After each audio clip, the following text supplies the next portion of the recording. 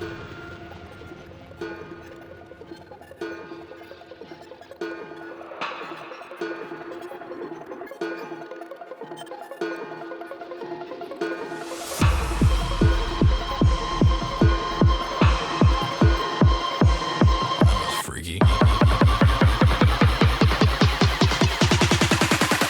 Give me a break. Hello, ladies and gentlemen, and Poke fans alike. Welcome back to the Team Unconventional Podcast. It's been a very long time, and I'm very happy to be here. And I'm joined by my host with the most, JT. And I've missed you guys. It's good to be back. Absolutely, and we've got the Duke, the Mike himself. How's it going? Guess who's back, peasants? It's I, your Duke, the humble one. Missed you. Love you all. And we even got a special guest today. We've got Tyler, Mr. Creepy Shadow. How are you doing, sir? Yeah, pleasure to meet everyone. I mean, I know you guys, but pleasure to meet your fans. What's up? So we've been kind of in a hiatus for a couple of months now, and it's not because of the fact that we forgot. It's been a very busy time. So to fill in the blanks for everyone, we had Sacramento appearances we'll be talking about today. I had a pool tournament, and then had overtime, yeah, just a lot of working. But so yeah, today's topic of discussion is going to be of JT's and Tyler's Sacramento regional, and I'm kind of interested on how that goes. So go ahead and set the scene, gentlemen, and we'll get started. Well, as you may or may not have known, Sacramento was the second regional to ever exist in Regulation E, which has included all of our Pokemon that we've been playing with so far in the video game championship, along with the new DLC, the Teal Mask, and most notably was probably Ogerpon, but several returning Pokemon made some pretty big splashes, not just in Sacramento, but further out, and it's been a really cool shift to the meta. I personally thought that Regulation E being the first one after Worlds might be a much larger shakeup with regard to maybe removing some of the higher, the Pokemon that are considered pay to win, like Urshifu, Landorus, and then some of the Pokemon that are on 50% of high-level teams like Fluttermane or Iron Hands, but we got instead everybody added in, plus a pretty good pool. Ogerpon, for those who don't know, is a grass-type legendary Pokemon that actually can change its signature attack, Ivy Cudgel, to either fire, water, or rock, in addition to its base grass. And by only holding an item, you get not only the change to your signature moves typing, you add on that typing along with getting a different ability. So it's a really interesting Pokemon that people were thinking maybe would upseat someone like Fluttermane for the top spot, but if you are aware what's been happening, that is not who it was. But stay tuned and we'll get into it. I went down myself. It was about a 9-hour drive for us in the Pacific Northwest, and I took my friend Tyler, who is our guest today. And Tyler, I'm actually wanting to set the scene a little bit further back in where you come in, because this was your first big event. You've talked to me when I went to these events, but this was your first big event. Yeah, I want to hear about this. This is gonna be good. Oh, yeah. Well, it was humongous. It was way bigger than I had anticipated. And I'd kind of, Pokemon has been around for a long time, but, especially after COVID kind of has led up the field is just, it's a lot bigger. There's a lot of stuff to do. Right. But yeah, I mean, yeah, it's my first time. And like you walk in and there's, welcome to Pokemon if you need help from the very beginning, no matter your experience level. And then they got, the games in the back corner. They got, the pedestals where everything is set up in the front. And then they got just like seas of tables. I really enjoyed seeing so many Pokemon fans all in the same place, all representing their, they got their little plushies out there. Everyone's got their swag, their cool thing. Well, this is definitely a swag-heavy nerd community, the Pokemon community. We saw one guy dressed up as an NPC trainer at that place. Yeah. Seriously? Bug catcher. We saw a bug catcher. Yeah. Saw a bug We catcher. we also saw Leon, but like that one isn't nearly as cool as the bug catcher. The bug catcher was the MVP of the swag. But every individual Pokemon trainer seemed to have individual Pokemon swag. Like we saw one person who was decked out head to toe in a Gengar outfit. We saw Pikachu outfit was super sick. He had matching shoes and a matching backpack. That was pretty awesome. the Puma Bro. Pokemon crossover Pikachus too, like the new. Yeah, Yeah, the it was new impressive. stuff. I'm Yeah. actually so we talked about this being your first event that you've attended, but if I recall correctly, you were pretty big on the scene in like the late 90s when this was really first popping off in Pokemania. Talk to us a little bit Oh about that. yeah. Oh man. I mean basically like the only places they held tournaments were at malls at the time. Malls were still big. We hung out in them. Yeah, I have been to like three in the first gen of Pokemon. I've classic Alakazam, Machamp, Golem, Charizard, just some of like my favorite Pokemon at the time. And I was good enough. I went 7-2. I could have battled the gym leader they had, at the end. Instead of having the first place, you got to be on the big screen battling the gym leader. I was really sad I didn't get to do that.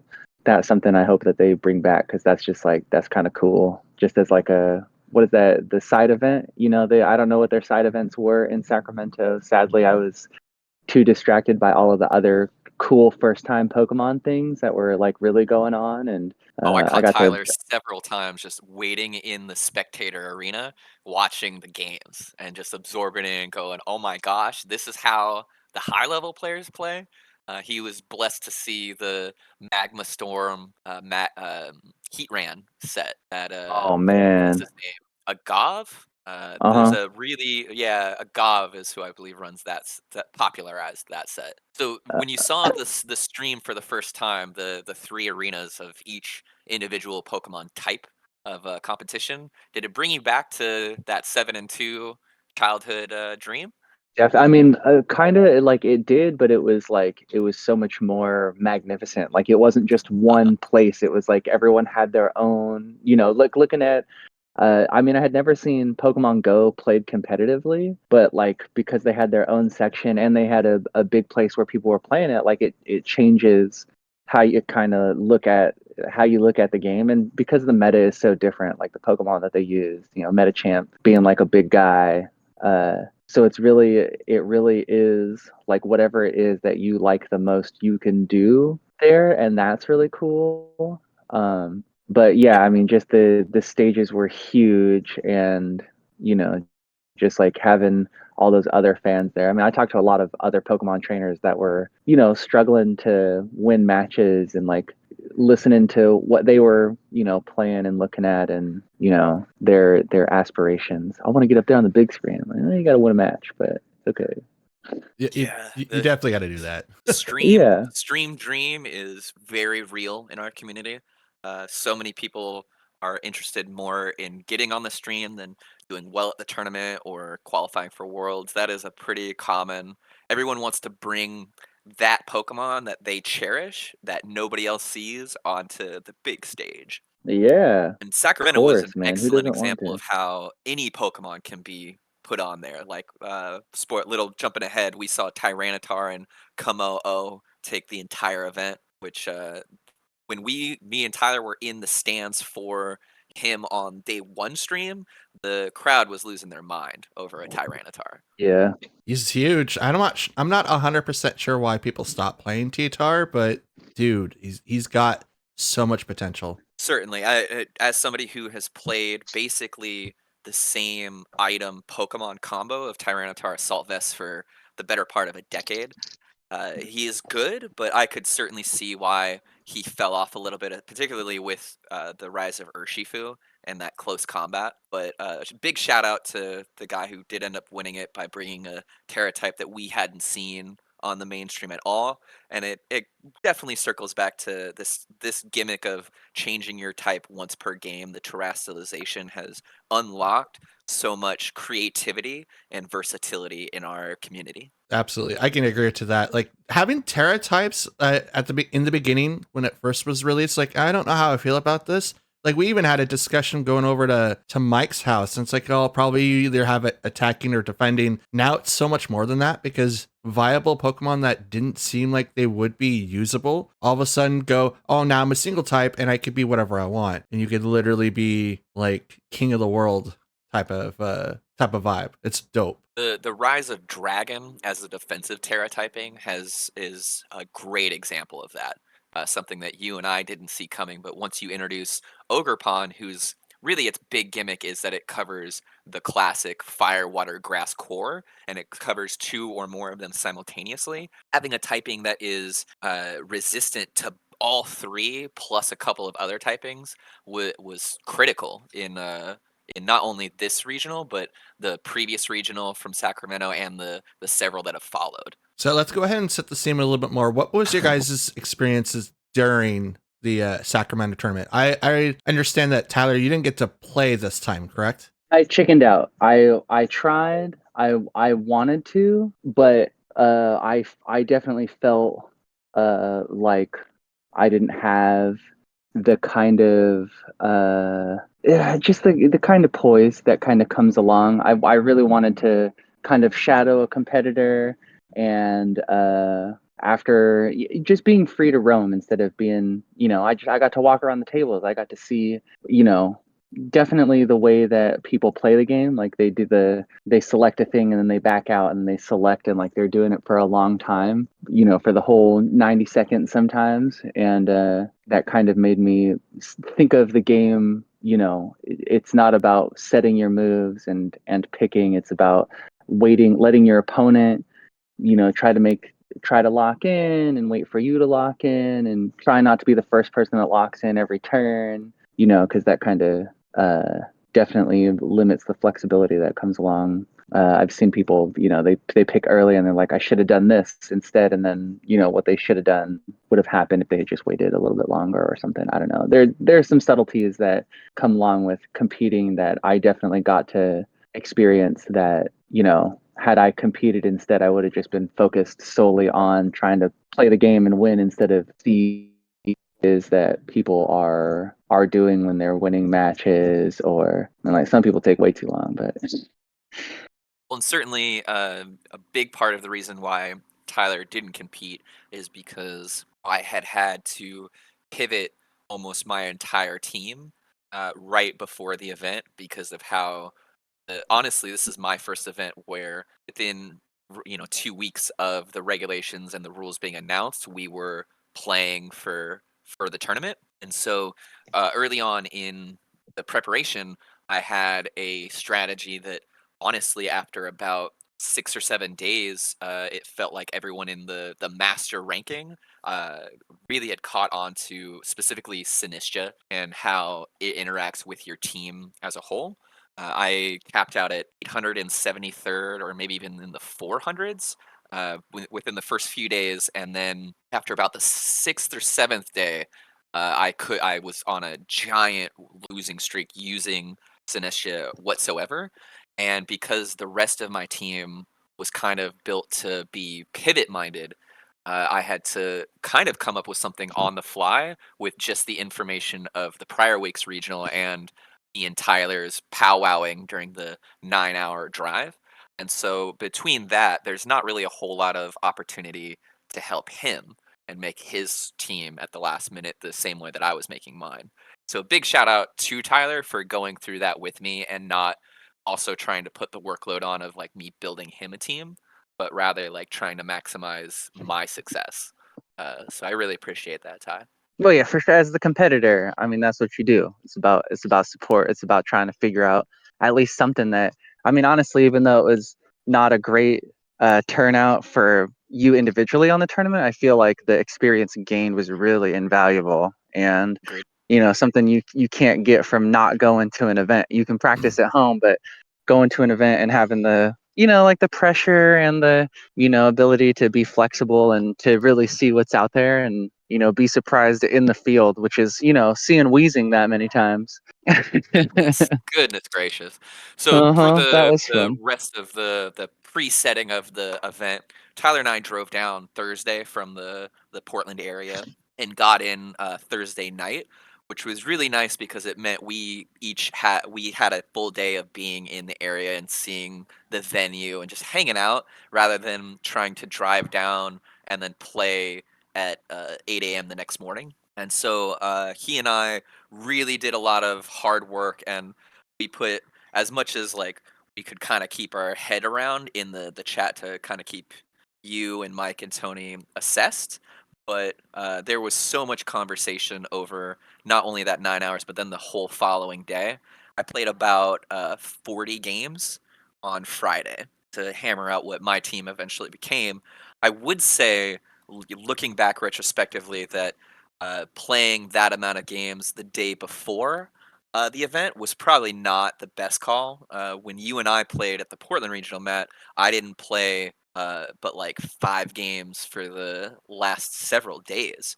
But to be fair, I had had 6 months of prep time and building and carefully curating a team rather than this one where it felt like I had to change at the last minute. Yeah, that was the question that I brought up when we talked during the meetings for our podcast. One question I did wanted to bring up was what made you pivot from the team that you had been curating since Regulation D to all of a sudden change it to kind of like I don't want to say sluggish, but it was a trick room team that had a couple of holes in it. But I wanted to get your thoughts on that Yeah, team for sure. specifically. So the team that I was curating was Tinglu, Sinistra, Annihilate, Arcanine, and I believe Tyranitar was out. It was the team was effectively setting up the screens combined with Intimidate and the Vessel of Ruin to maximize Annihilate's bulk. And this was pretty solid, particularly in the early part of Regulation E, because Sinistra, being so new, and its ability to sap health with both Machigacha, its signature move, but also the Strength Sap move, kept it alive for long periods of time, could set up Trick Room, was Ghost so that it's not weak to Fake Out, and you could put the Mental Herb on it pretty easily to make it not weak to Taunt. So as a whole, the Pokemon is solid. The problem becomes its ability is completely reliant on switching, and so with enough practice, the other player really has an easy time getting the rhythm of the Sinestia. And as far as Annihilate goes, it really came down to, was I willing to bet my tournament results on criticals? Because criticals remove not only defensive raises, but they actually also go through screens and they go through the vessel. Not that the things that critical us often, things like Ogerpon and there's another big Urshifu, don't use special. And so effectively, when you intimidate, when you screen, it's great when they don't hit you with a critical hit. And when they do hit you with a critical hit, it's almost like an auto loss because of how little offense you're getting from your 4. If you have Sinistra and you have Grimmsnarl, that you're kind of playing 4-on-6 offensively, with the exception of Machigacha and Shadow Ball from Sinistra. But I had a really fun set of Tinglu that was Terra Poison, Terra Blast, and did really good jobs of knocking out Ogerpons. However, if criticals would hit 1 or more times, the game almost felt over. And so, with that in mind, I had decided that I was not willing to bet my chances on not only criticals, but also if the opposing player has a good rhythm for a Sinestia. And what I ended up going with, that we'll talk about today, is a team that was a hard Trick Room team, which means 2 or more Pokemon use Trick Room, and nobody is built for speed. The team was Ursaluna, the Blood Moon variant, Farigarath, Dusclops, Iron Hands, Tyranitar, and the Water Ogerpon. Now, the Water Ogerpon jumps out as a fast Pokemon, but I actually built it almost all bulk with just about maximum physical attack. And so its purpose was to underspeed and thus outspeed the other Ogerpons and common things that you would run to check Ogerpon. I ended up going a total of 4 and 5, which meant I was 1 win away from CP and about 3 wins away from the top, the day 2. But the things that are obvious, if you're looking at a team like this that stop it, are things like non-priority taunt, because none of these Pokemon run Mental Herb because Dusclops requires the Evolite, and my Farigiraf was actually built for the Citrus Berry to survive the Chi-Yu matchup. And then the second thing that in testing for about a full day, we noticed was Wheezing would stop cold a lot of what it was doing, because a lot of the Pokemon on this team are really heavily reliant on their abilities. And so when talking with Tyler, I had kind of made the assumption that you were unlikely to see more than 2 Weezings in a 9-round bracket, and it was pretty unlikely you were going to see more than 2 or 3 non-priority taunts. Now, unfortunately for me, I saw 3 Weezings, and I will check pretty quickly here, but I believe the number is 4 non-priority taunts. And so I went into that one kind of misjudging. However, I talked to many people that were next to me at the end pointings of the day, and I met many people who saw 0 wheezing and saw 1 or maybe 2 non-priority taunt the entire day. But I was blessed enough to see a team that actually ran Iron Bundle with taunt. So I Oh, would say, What? yeah. So I would say that some of it comes down to a phrase that Tyler and I have kind of coined, which is you can really only play who's in front of you. You can Mhm. make all of these assumptions that you'd like about what you can expect to see or what the meta is going to look like. But in a 9-round bracket, you can really only play those 9 people, and you have to do your best against those 9 people. And sometimes you're going to sit down and the other team is going to have your number. And a part of that is playing through it. A part of that is, the game of Pokemon. There's like Yeah, playing through is big. 1,012. Playing through is big. Yeah. Yeah, even if you lose and you get knocked out, you still have to play through. Like that's part of being a Pokemon trainer. You can't just, take 3 losses and then be like, "All right, I'm done." Like you can't get better if you don't play more. And, that's something that uh for anyone who plays Pokemon, like you can definitely have another player's number and just be able to demolish their team, but they can make it to day 2 and that could be your one win. So yeah, absolutely. So, what made you do the pivot? Is that because of the fact that you went on a loss streak on the ladder before, or? Like I had said, the idea that a critical will end your run is something that you might have to assess at every tournament. But right now we're in a golden age of critical hits. Ogerpon has a +1 on every IV cudgel without anything else, and we've actually seen some pretty common sets that run focus energy to create the automatic critical hit for Ogerpon. Mhm.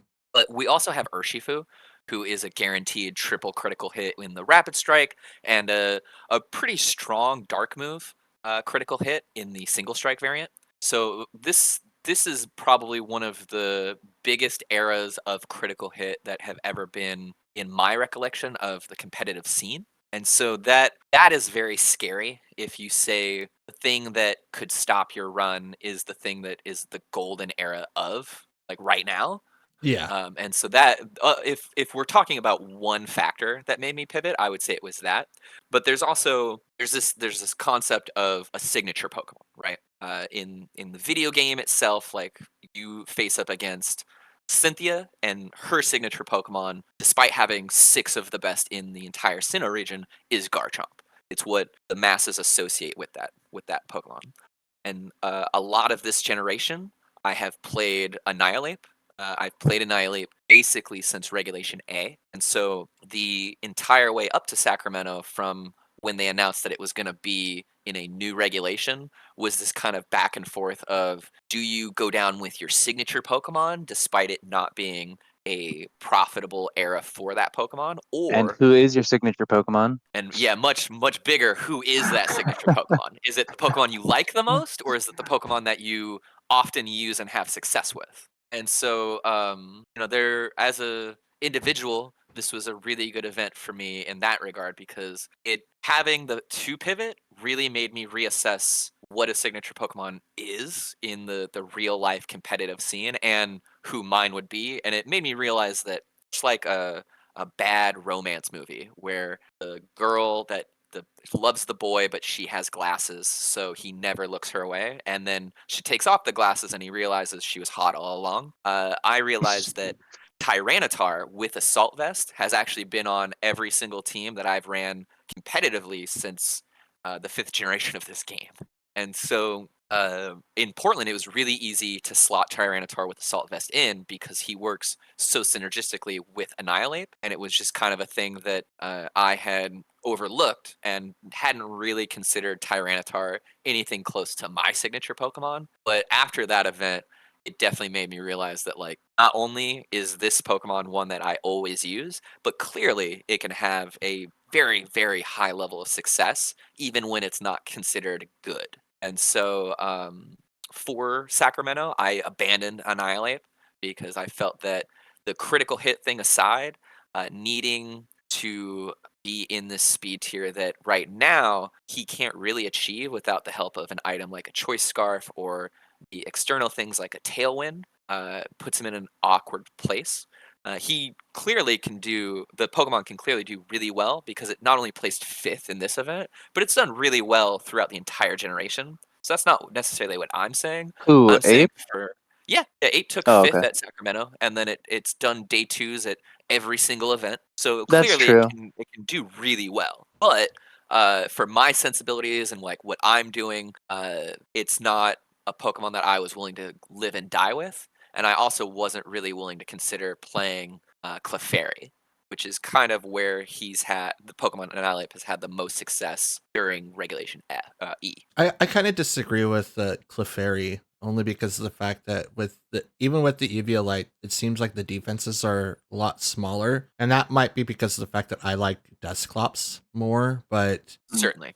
But when in comparison to like defensive Pokemon, like I get it that Clefairy does get Follow Me, but it does also get like Life Dew or Heal Pulse and other stuff. I think Mousehold does almost the exact same thing outside of having a healing move. Clefairy also does get the screens as well, but every time I've seen Clefairy on the ladder, I've been able to stomp it or stop it without really needing to really do anything to it, and I have a harder success against Mousehold. So what do you think about Certainly, that? but Clefairy did take 5th at this regional and has been on the team next to Annihilate at like just about all of the day 2 appearances it's had. So like certainly I also don't like Clefairy. I prefer Dusclops, having ran it at Sacramento, but the results are the results. The player that took 5th and got quite a bit of money for doing so might have had the people in front of him different than what I had, and thus was at an advantage. But at the end of the day, you got to play who's in front of you, and if you get all the way to 5th, you're a pretty good Pokemon. Yep. I have to give it up at that regard. Fair. So we're going to switch back over to Tyler here to talk to him a little bit. So during the event in Sacramento, did you mentioned that you walked around on the tables? Did you play any of the side events or played the games over in the corner? Yeah, so played a couple games of like the different stadiums. They had like Pokken, and I mean they had just about any Pokemon game that you can have access to over there. I was definitely distracted being in the trenches and just walking the aisles, watching people play. But like the side events, they didn't have a PA system. I think they did mostly like over the phone and receiving messages about matches and side events and stuff. So, but I was definitely, I was just distracted by all of the competitors and just like the cool things. I mean, the side events were crazy. They definitely had lines, and like,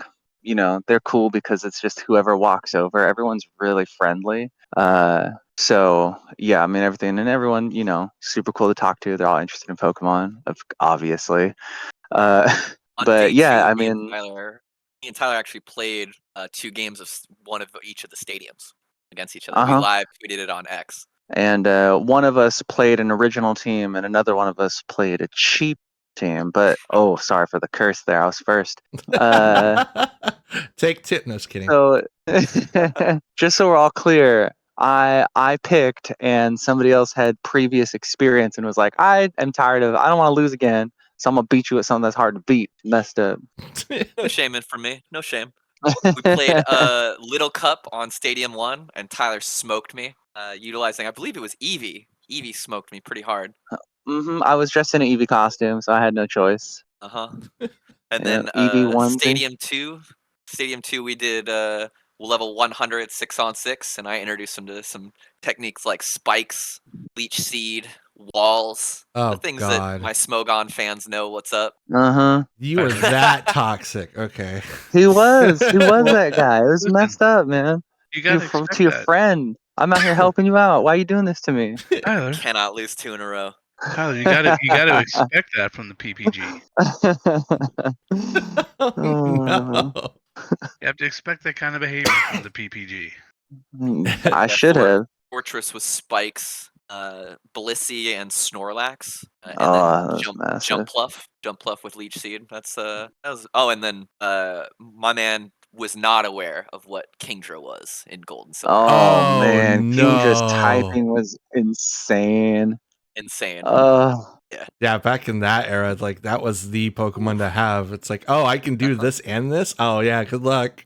Good luck. Good Good luck. Have luck. fun. Yeah, I'm So waiting. I'm hoping to find that Pokemon in the during bazaar. the next regionals, like whenever because they introduced new Pokemon into the pool, and I feel like Sinistra and Ogerpon were two of those Pokemon that sure everyone was playing, but also like although Ogerpon wasn't on a lot of like the top tier day 2 teams, was he? Fifth and eighth, I believe, respectively, and as far as like top 12 usage for fire and water. Okay. Riley was in second with the fire Ogerpon, but our winner Uh-huh. did not use Ogerpon. Yeah, and like that's one of the things like you can but you look at his team and Ogerpon can't do anything to a lot of Yeah, those guys, and that when you build a team to counter what's new, but if you can use what's new, kind of like wheezing and neutralizing gas, like using that and messing people up without them having seen or experienced that like very often, especially early on. I mean, now that I'm on the wheezing train and neutralizing gas, I feel like having a team built around that is just like it's a ridiculous place to have to start a match. You're like, yeah, here's my setup, and it doesn't happen. And you're like, okay, I'll pivot to my next thing, which plenty of teams are going to have, but it definitely gives an interesting proposition to the beginning of a match. Yeah. yeah. So, Tyler's gonna be Jesse for Portland. He's bringing Wheezing. Calling it now. Yeah. so something to note for the people that use wheezing: if you have come across someone that has photosynthesis and they have booster energy, wheezing's ability does not negate that; it automatically procs it, and that's the Correct. same All with of the Paradox mons. yeah, and that's same with the Cork Drive guys. Like, just keep that in mind. It's really made Wheezing teams incredible because having one Pokemon that doesn't have its ability negated because of Ability Shield and a second one whose ability is not negated via the booster energy basically means half of your team isn't really concerned with your Wheezing. And so you're allowed to Mm-hmm. play much more normally than, let's say, for an instance, an Annihilate team where you have to kind of pivot Pokemon like Mousehold. For a Wheezing, you just get to play good Pokemon. Yeah. Plus, Kanto Wheezing has like the weirdest typing, so it's just poison, and so you don't really have to do anything else with it. You could Terra it to have it something else, so that does just negates ground types. But lately, I have seen a severe lack of ground on the ladder, so It certainly feels like just Landorus at this point for ground coverage. like if you don't have and the Landorus, occasional Gastrodon. High horsepower Rillaboom is what is it, high horsepower? I think it's high Yeah, horsepower. it's a I've great seen coverage that a move few for times. That's a Rillaboom. crazy coverage Yeah. with Grassy Glide, having the grassy terrain, and having high horsepower is that's nice. If you don't have it on a guy like but doesn't always Iron KO. Hands. No, it's an excellent it's coverage true. move, especially because Not everything can one hit KO everything, like some of them are chip. I think of for a giraffe using not Dazzling Gleam. Yeah. Yeah, No, sure. yeah, Dazzle Gleam. Like say it's like Rillaboom is there to secure a knockout with Grassy Glide on grassy terrain, or put in some coverage damage because he's definitely a strong Pokemon that you put out there to do something whether it's fake out or put down some damage, or I guess if you're just putting out grassy terrain. But Yeah. Something to keep in mind is that under grassy terrain, moves that are Earthquake and Bulldoze are actually reduced in damage, but high horsepower doesn't have that reduction. And so it creates almost a unique thing in really rare instances, because right now we're all pretty comfortable with Stomping Tantrum. But in the era of Disquake, grassy terrain was excellent in reducing that. And to have a Pokemon that now has the move that you're typically reducing, it's a great coverage move. It's certainly not who I would immediately jump to, but it's a great option. And if you're playing Rillaboom, consider it for sure. All right, cool. Good dead space there. No, sorry. Good talk there. Listen, Thank- I like to throw tantrums, okay? So I have an incredible amount of detailed notes from the bracket itself, if you're interested in any of that kind of info, Matt. Yeah, we don't care about that. That's for the me. nerds at the end, maybe. You did all that work for nothing. We don't care. It's mostly for me. That's that's how like my YouTube series is. It's like I have all my recordings of fights, and that's mostly for me. But I do like having people watch how my matches go. Great series. It's called what again, and where can you find it? Oh, it's right now. It's just a season 12 ranked battles. It's on my channel on Search 1285. It's going to be coming the Beyond the Badge series. I am currently working on the logo and the intro for that. So it's what's taken so long of why that hasn't been started yet. But I have a name. I want to create like a realistic badge with like Beyond the Badge in front of it, and then have it like metallic, like with a light sheen going across from it. And it's supposed to highlight where we've been from beginning at season 4 all the way up until now at season 12, and then the intro starts. So it's gonna be keep it on YouTube, folks. Yeah, get it on YouTube. It's gonna be great. I almost want to put that as a Spotify thing, just so that people have something to listen to. But if it's already on YouTube, so I don't really want to do that. Plus, that's like a lot of videos to upload on that platform. At this point, shoot, it's you've got 100 videos under your belt on just that series, if I'm not mistaken. I don't know. Well, let's get ahead and get on to the next topic here. I still want to nail in something with Tyler here. What was the kind of things that you picked up and learned while I'm looking up my my list here for all those battles? I'm sorry, what was the question? So what did you learn when you went to Sacramento? Oh man, I learned that there is a stark difference between like the most used Pokemon and what you see in day 2 from day 1. Like the most used Pokemon from day 1, even though they're kind of reflected in day 2, I feel like a lot of the teams were not very, like, they didn't reflect a lot of that. Like, obviously Fluttermane and Iron Hands were major players throughout everything, but like aside from those two guys, even a guy like Tornadus, even though he's really high on the usage board for everyone, there's kind of a difference between what everyone uses and like what day 2, like you can play who's in front of you, but some of these guys obviously plan for day 2 and you can't make it through day 1 because you're too prepared for something that you're not actually going to see yet. And that's something that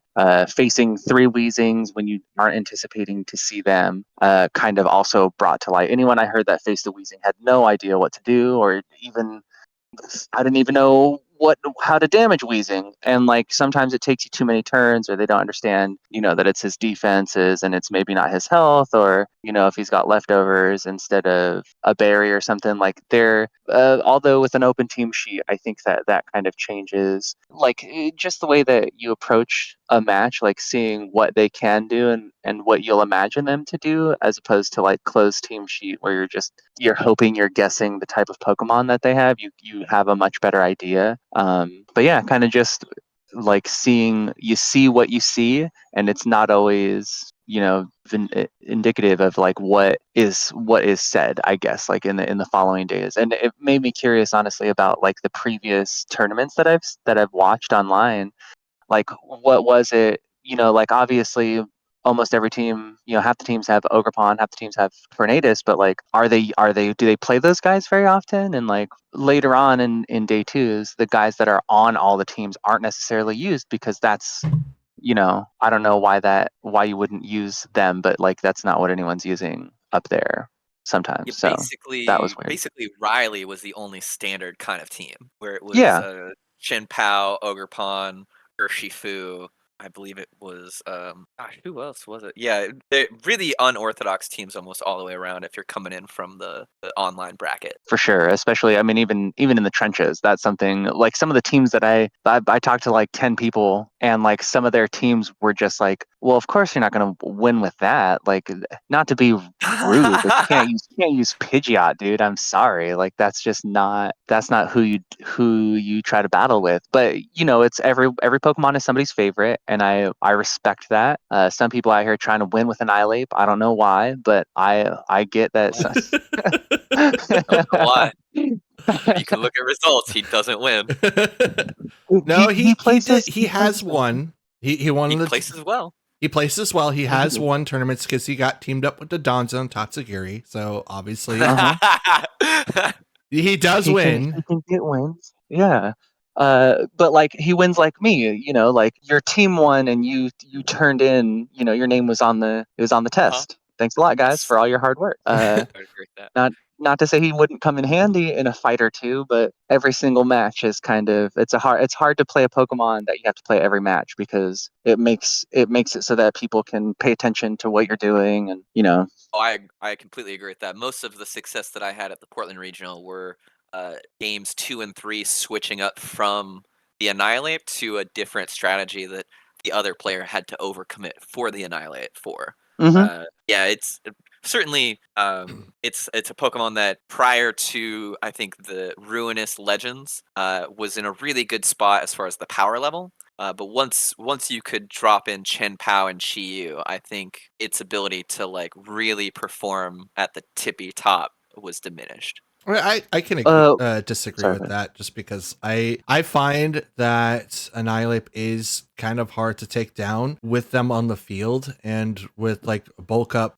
being prepped on and having some misdirects with like follow me's or or like a trick room variant, it does become very, very tiresome to deal with them, especially with the Rage Fist. So like I can understand like the fear, but I don't believe that his power level got hindered at all when the Runic Pokemon came out. Well, I mean, he's on one day 2 on SAC. He's on I think he might be on 1 or 2 for Toronto. So he's certainly doing well. But really the best advantage that I always felt with Annihilate playing was that you didn't really fear Iron Hands. And so now that Iron Hands is kind of considered one of the 2 or 3 best Pokemon in VGC, I would say it's a really ripe time for a Pokemon like Annihilate. I'm looking now. He did do 2. We have 2 day 2s in the prior week from Sacramento, the Peoria Regional. So he's represented. I mean, he's not Pidgeot. We all agree on that. I mean, my hey, favorite. Go ahead. Sorry. Oh, real quick. When you look at your data from Sacramento, something that you should look into as like an analytic breakdown is what moves which Pokemon used. I don't know, like just from an analytic standpoint, I feel like if you were to track all of the moves that you saw from an Ogrepon, from a fire Ogrepon, and you just like 65% of the time they're out here using Ivy Cudgel. I don't know why that's helpful, but I feel like just as like when you want to break things down, that's something that might come in handy. Sorry to be sidetracked. No, No, it's great. Because I have all of the moves down. I certainly could get that to you. Yeah, and this should be that hard. For the record, Annihilate 0 appearances in Toronto day 2. So I was incorrect there. Very. Yeah. So three appearances so far recorded day 2 or better in the regulation E. Yeah. Represented. He is definitely represented. I don't think he's the checkmate Pokemon that a lot of people want him to be, but he's definitely strong enough to be a hurdle before your real checkpoint or checkmate Pokemon comes out. Parker Simmons, I apologize, Mr. Simmons. You placed 44th in Toronto. You did things with Annihilate. Good on you. My bad. I'm looking right at him.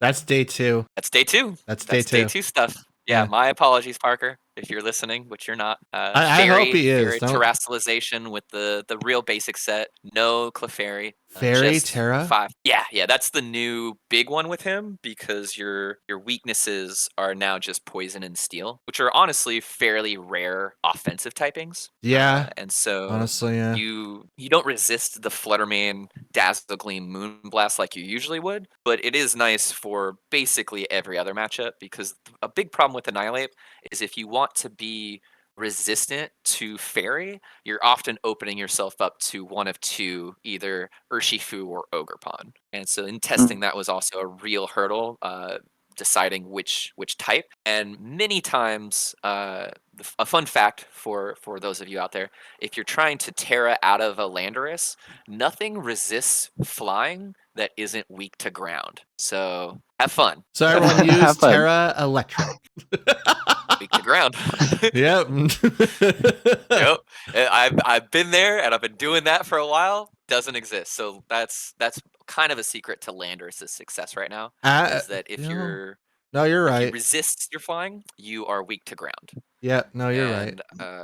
It's not great, but another example of a great Pokemon kind of quashing the usefulness of another Pokemon. And you, as a trainer, if you want to play really well competitively, you have to remove yourself from like, just because I love this Pidgeot, I'm gonna play this Pidgeot and I'm gonna make it work, because sometimes it just doesn't work out that way.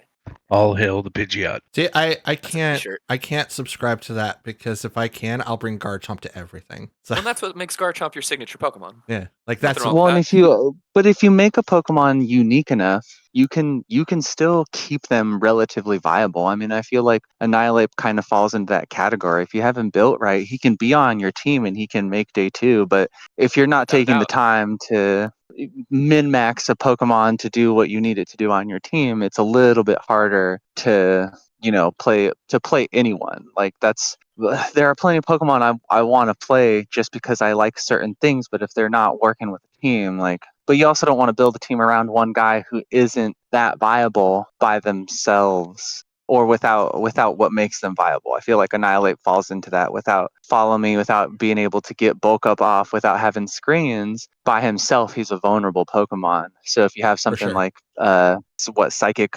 Chomp or whatever, where you break screens, it's a good way to. We were just talking about that guy.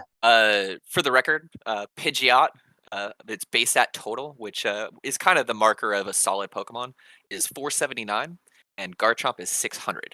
So those are very different things. I also won't ever try to make Beedrill work unless it's like a really restricted format. Make a Beedrill and you'll be fine. Was not in there. What's that? Make a Beedrill and you'll be fine. That's what I thought at one point. Certainly. No, it's back on the topic of like having your favorite Pokemon being viable. I literally walked into Portland last year with a Terra Fairy Garchomp and had Terra Blast to do with all the runic Pokemon and had no craps given. And a lot of people were like, why did you do that? It's like, because I'm not weak against fairies anymore and you don't have a steel type move to KO me. Yeah. I was on Sorry, go ahead. I was gonna say I was on cloud 9, and then I had Rotom that was Terra Steel. So if I didn't Terra Garchomp, it was a Rotom. That's some good coverage. Those are actually viable Pokemon that you happen to be your favorites. Annihilate is closer to Garchomp at his 535 than he is to Pidgeot. If you like, one of my rounds is Donphan, and it was awesome. It was a shiny Quick Claw Donphan. He was making it work. But if we're talking like Pidgeot kind of class, Donphan is in that base stat total for sure. Yeah. Well, I definitely I feel like darn, forgot what I was gonna say. It was a brown Donphan, which is pretty sweet. Base stat is like 500, so it's a little bit better than a Pidgeot. But he came from Pidgeot. All hail Pidgeot. He was a Northeasterner coming from Jersey, and all of his buddies told him not to run Donphan, and he's like, they're hating. And he actually clued me into Put this Claude really cool Donphin. thing. But Claude Donphin, he actually was a singles player that gets on the ladder on singles. And he basically was like, everyone here at this event could make masters in singles.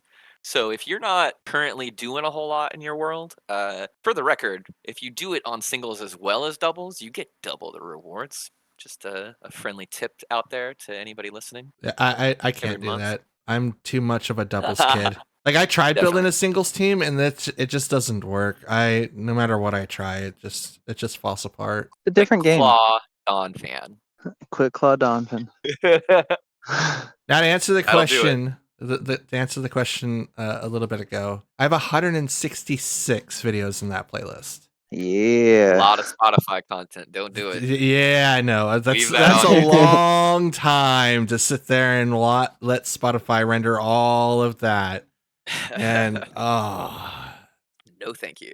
yep, no, thank you. You guys can watch it on YouTube directly. So, Surge 1285, right? yep. All right, right on. Go right now.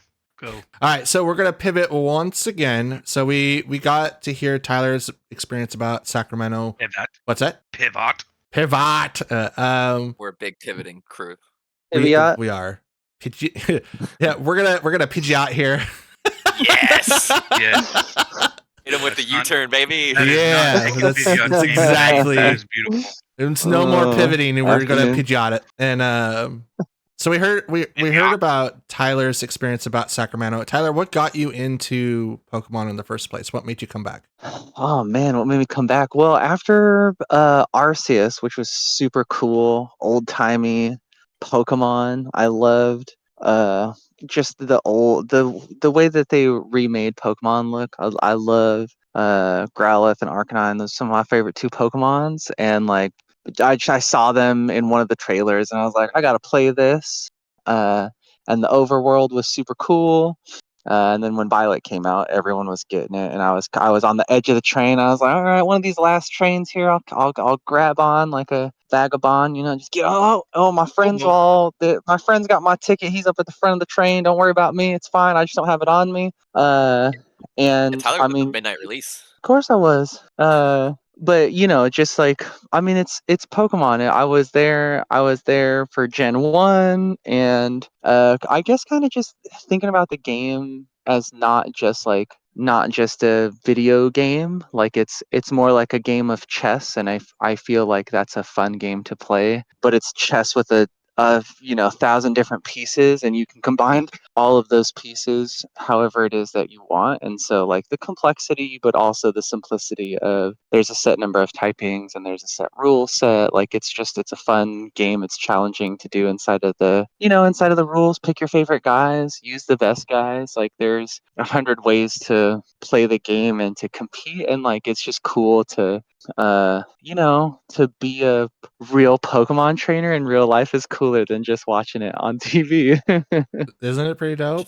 So well said. Yeah, it's way cool. So I'm trying to bring that energy to VGC. I'm trying to get my outfits together. I'm trying to make sure I got my cool Pokemon swag. I'm trying to make sure I got the catchphrases going. I think that that's just something. We all have different things that we bring to the Pokemon journey, and some of us be working in a radio tower in Cerulean City, and some of us are out there trying to be the best. So it takes all sorts of us. Why do I feel you're gonna be like the guy wearing like this cloak that's just gonna say "believe it" every time that you win? Because I might be talked into doing that. That's why. I don't think it'll take much talking into. It won't. It'll take one word from Mike. Mike will be like, "What do you think about this?" And these catchphrases, I'll be like, "That sounds really great. I'll try it out. Let's go. Dude. Can I?" Do it now. It just gets up from the table. It's like "believe it," just walks away. Then there's gonna be one more thing on there. Believe it, peasant. Walk away. Peasant. Oh Jesus! How to get excommunicado? No, we're not talking about the church. What? No. That's excommunicado. So, Tyler, during COVID, you'd mentioned before that Pokemon had opened up quite a bit for you. what was the turning point for you at that around that time? Were you like watching the live streams, or were you just kind of seeing what the game is about? Yeah, I mean, honestly, you guys we're big in that. You guys, already have established card and video game and Pokemon knowledge, and like just you guys talking about the game so much. I was kind of like, I guess there is kind of a lot to talk about. But the time that it takes to kind of get yourself into Pokemon, because the learning curve is a little steeper than I thought it was going to be. As a person who had like old knowledge of Pokemon, having to replace and learn new typings, and like it gave me something to do because there's a lot to figure out, and that was super cool. It's like it was like coming back to one of your old favorite video games, and you're just like, dang, this is like brand new, even though I already have an experience with it. So it was like it was fresh and it was cool, and having a guy that places at the pretty well in competitions and has a good track record historically, like why not pick another trainer's brain who needs some picking, needs some fresh thoughts, and try to bring some pizzazz to somewhere that could use a little bit. Like, Heck yeah. yeah, but there's a ton to do. There's 50 different types of Pokemon trainers across like 12 generations, or no, 10 generations a game. We're in the 9th. Yeah. That's pretty close. This is number 9. So baby. 9 generations of game. Like there's so much to do outside of either just playing the game or just playing, TCG and side events. Like there's just there's so much room for Pokemon to grow. There's like a lot of room for Pokemon to grow, and like it's cool to kind of get in a time. I mean, COVID, when everything was shut down, and now that everything is coming back, like they're kind of pumping some new blood into Pokemon, into a genre that didn't have it previously. Like their telecasting is, it's still new, and they're always trying to find content guys, and they kind of cycle who does it. I think that they're looking for cast people. Oh, I would Uh, definitely like to sign up, but I think I have too much of a sailor mouth to do it. But I'm gonna open the floor for two, because I have like maybe two more questions. I'm like to open up the floor for Tyler before we pitch you out over to JT again, because now I want to listen to like how his matches went. Do you guys have any questions? No, I just love you. Way to take that Pidgeot theme, man. Good for you. How about you, Mike? You doing okay? I'm doing great, man. All right. So one of the questions. Fantastic. One of Just wonderful. I feel like you're sarcastically enjoying this. Rest in peace, Matthew Perry. Hell yeah. Yeah, that was sad, Dave, when I learned that he had passed away. One of the questions that I have for Tyler, what is your ladder ranking now? How are you faring in season 12? Shoot, I'm not even in Master Ball yet. I've been fooling around. I do a lot of like I'm new to using Weezing, so I'm not sure what moves like always super affect him or how they do damage to him. So I spend a lot of time just like switching into attacks and trying to resist them. But like my highest is like 7,000, and that was just last season. And then like honestly, I float around 15,000 because that's kind of like how well I know my team. Like I can go on win streaks and I can really use my team well, and then sometimes I'll just use a haze on a wrong turn and then miss with 4 will-o-wisps, and it's like, well, if you're gonna miss everything, then it's hard to win matches. But 15,000, and sometimes I've been making boneheaded switches, into one-hit KOs, and I'm like, ugh, why did I do that again? But I suffer from a lot of that. But yeah, 15,000, it's not bad. I fight, like I play a lot of like pretty normal teams, except for I see a lot of Typhlosion and Skeledirge, and I do not ever know what to do against those guys. So You hit him really, really hard. That's what you. No, just kidding. I mean, that's what they do back. Like they're just so tanky leftovers on sacred song or whatever that Skeledirge does, that raises his special attack, and then he just like regains health, and you're just like, Yeah. I've tried for 8 turns to kill you, and you're low, but now I can't. You're so Yeah. strong.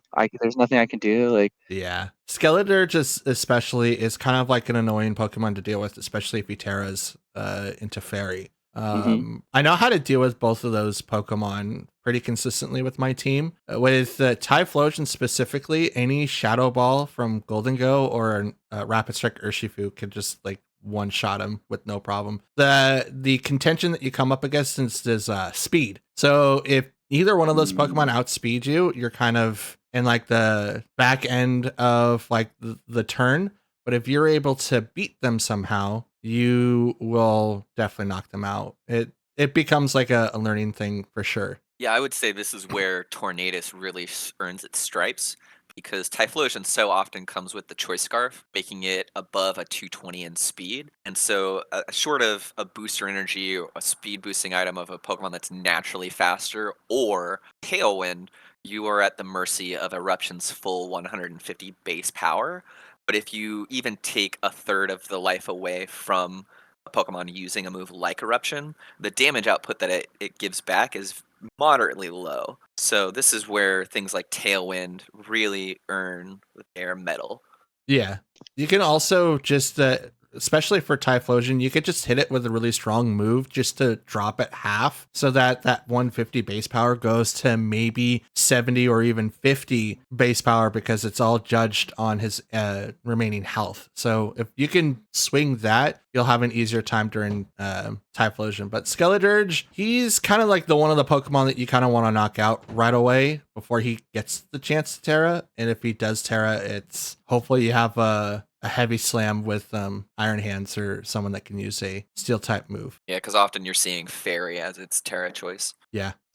So the last question that I have for you, have you done any battles in season 12 or like what's your current ranking? I'm still in Ultra. I'm like 4 and 10 right now or something. I just caught my own Ogerpon, so he's untrained. I haven't fed him anything to make him strong. Can't decide if I want Haze or Will-O-Wisp on my Weezing. And today I just decided to try like a different team, so I got to start putting them together. I'm thinking about running Weezing with a Pinchberry for Ridgiraff with Ability Shield, Iron Bundle with. Does he use Quark Drive? Yes, he does. Yeah, the booster energy Okay. is the item. Yeah, okay. Boost Energy. Who else did I say I wanted? Heatran. Yeah, Heatran was on there. Heatran. Either Golden Go or Fluttermane, because they, in my mind at least, they have a similar damage output, although their typings are way different. And Imperium? Empoleon? Empoleon. Okay, yeah, the penguin that has whatever Defiant for special attack. Yeah, competitive. Competitive. So yeah, I'm thinking about those guys, and then I don't know, Ogerpon, Rillaboom. I saw this Rillaboom with what's that? Miracle Seed, dropped grassy terrain, and then had Swords Dance, and that was an awesome opening. I was like, what? You lived through my stuff? You're scary, and now I have to get grassy gratted to death? That was not very pleasing. So I'm looking for a fake out user, and I can't decide on high horsepower, grassy glide, what's that other move that Rillaboom uses? Fake out and either Woodhammer or so Drunk like off. U-turn. Those are kind of its more standard kind of sets. yeah, so I'm looking for a fake out user in that team, just to have coverage if I'm not using for a giraffe, because I like, I like being able to have a couple of different ways to open, especially with a Weezing opening. Like, people see that and they're like, okay, I'm going to see that. And if you come out with like 2 things that are not that, like, I mean, it might be easier because you're like, oh, I didn't have to prepare for that, or they prepare for the wrong thing, and you've got, whatever click guys are in the back. So I've been really bad, but I I basically use 2 Pokemon at a time, and I just try to play a team around them. And I started like 15 games with Weezing and Tornadus as my opening just to see what it was like. And it was on various accounts. I would win some games, I would lose some games, but my losses were really bad and my wins were really close. So the margin of error is pretty small with a team that is not built around like those 2 guys. It's not about doing damage, it's about hindering the other team so much. Having double taunt and non-priority taunt is really fun. So yeah, I took a break because I was like, I wasn't loving my team and the synergy was bad, and I haven't gone back and looked at it, but I'm about to start. I mean, y'all gonna help me out with the heat ran. I got my own ogre pond. I got Weezing. So I just gotta figure out what combination of those guys and items. Items are so important in the game of Pokemon. Having the right items on the right guys for the right things that you're looking for on your team is really big. So Yeah. All right. Well, thanks for answering all of my questions, Tyler. oh yeah, my pleasure.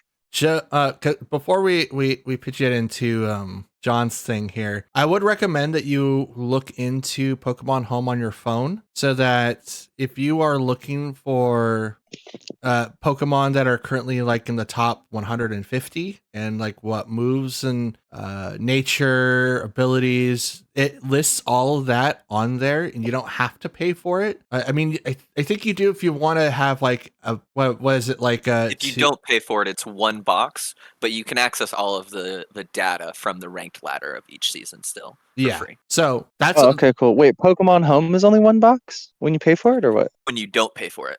Yeah. Oh, cool. That's enough to get the job done then. Yeah, absolutely. And way more importantly, they collect all of the data that goes on during the ranked ladder. Yeah. So if you're ever looking for like what a Pokemon is most often to use, it breaks that down along with things like what Pokemon KOs that Pokemon the most. Yeah. So like nice. when Okay. in earlier episodes, we might have mentioned like tools like Pikalytics. Pokemon Home on the app on your phone does everything that Pikalytics does, but it's updated more frequently than Pikalytics is. And okay. so like if like the majority of the player base, like I accessed it today, and the majority of the player base is now swinging back to Fluttermanes being like the top dog and Ogerpond being second, with I think Iron Hands being the third. It might be Landorus, but you get all that information accessing it from your phone. So if there's a question that you have, like, okay, I have this heat ran, what is everyone else kind of doing? And then you can see the nature that people set it on, the Terra that people set it on, the item people set it on, what knocks it out, what it's knocking out, and like the move sets, and everything's listed right there, and it's pretty consistent. Broken down by each individual season, as well as singles and doubles. Yes. It's an incredible dang. resource. That is what's up. It's really the Pokemon Company seeing the demand for a thing like Pikalytics and then putting out something official rather than us just relying on a third-party website. Yeah. Really quick, can I mention Psychic Terra Tyranitar and how weird that is with the Terra Blast? Oh my gosh, it's so good. That's so weird. With Tyranitar, what you're most worried about is your fighting moves. And for the first few regulations, flying was the optimal Terra. But honestly, since Iron Hands has become one of the top 3, you get into this situation where you're either super affected by the Drain Punch or super affected by the Wild Charge if you play it that way. And this creates a real problem the more popular he gets. But going into a Psychic Terra, you resist the Drain Punch and actually do super effective damage that isn't hindered by the Assault Vest. And so it's a really strong move by the Portland or the Sacramento regional winner, and all credit to him. I think his name is Michael. Incredible. Awesome. Michael? I think his name is Michael. I didn't do it. Yeah, that was a pretty strong move. It makes me really excited for having a weird Terra on a guy that like you'll see on an open team sheet and you're like, yeah, okay, and then like you'll see it in a game and you just be like, what do I do? Like that's not what's supposed to happen. And I feel like I kind of like with Weezing in general, just having neutralizing gas. Like if you have a weird Terra on a Pokemon, and you're just like, okay, those aren't the coverages that I was expecting, or I don't have anything, or like my choice specs guy isn't gonna be able to do anything, so it's a free switch. If they're afraid of you. Yeah. Michael Zhang, by the way, is the gentleman's name. Zang. Michael Zhang. Yeah. Excellent meta call. It's definitely different because I've seen like more Terra types being used. I lost to a T-Tar yesterday that was Terra Rock and spammed Rock Slide. Oh, that's so smart. You maintain your special defense increase and go from a ×4 to a ×2 to fighting. Yes, and you keep your defenses in the sand as well. In the sand. Yeah. But yeah. during Exactly. that match, I did Rain Dance, so it didn't get the defenses, but it removed its weaknesses to what I had it before. And because it did use Rock Slide, it was 2 times boosted. So it was like, oh, I got nothing. After that, Yeah, Rock is viable for sure. Yeah, absolutely. Especially if you get rid of the problem Pokemon before, and then he comes out and like, okay, now what are you gonna do? And you're just kind of like, yay. That's true. Seeing a T-Tar like that, I wouldn't want to see that either. Yeah, like T-Tar is definitely one of the Pokemon that a lot of people should watch out for. He's like on the level of Dragonite if he Terra normals extreme speeds. I'm like, oh great.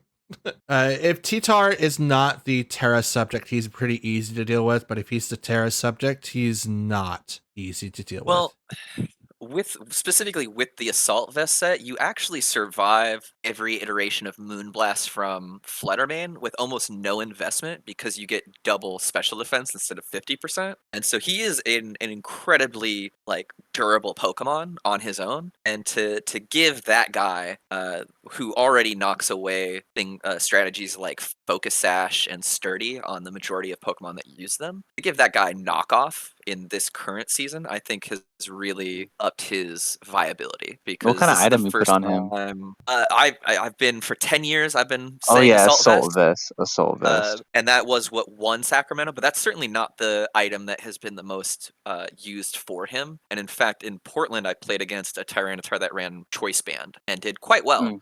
Missed out on day 2 ultimately, but he beat me, and I made day 2. So clearly, good team. Yeah. In Generation 8, weakness policy was probably the big move for him because you doubled the health with the Dynamax, and giving double stats to a guy who uses a stab move that has not only the potential to flinch at 30%, but it hits both Pokemon was really useful. But I will probably be on the Assault Vest hill until I'm done playing Pokemon, frankly. I think the double special defense, if you win the Weather War, makes him impossible to deal with from a defensive stats. And now that he's given this attack that is same type attack boosted and removes the item from the opposing Pokemon.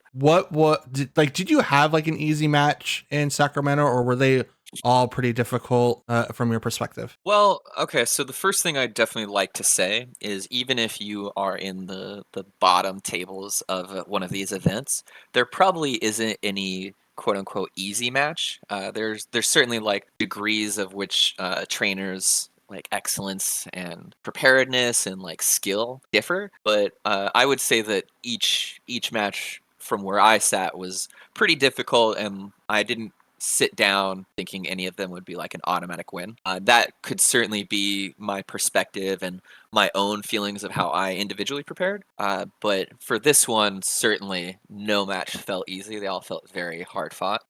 From the jump, I was blessed to see a non-priority taunt and a wheezing with Ghost Terra right off the bat. And so I had actually decided at the last minute to bring in Iron Hands as he had Fake Out, but I had never played Iron Hands more than a couple of games on the ranked ladder. So my build was certainly not optimal, and you might even, looking back on it, say it was poor, particularly because I couldn't play Assault Vest on it because I used it for Tyranitar. But from right at the beginning, Preston Gadling had this really interesting team of Specs Fluttermane, Ghost Terra Wheezing, the standard Assault Vest Iron Hands, a Water Ogerpon, an Ability Shield on his Landorus, and a Booster Energy Roaring Moon. And so this is what you could kind of consider to be the standard Wheezing kind of team, where you have several Pokemon that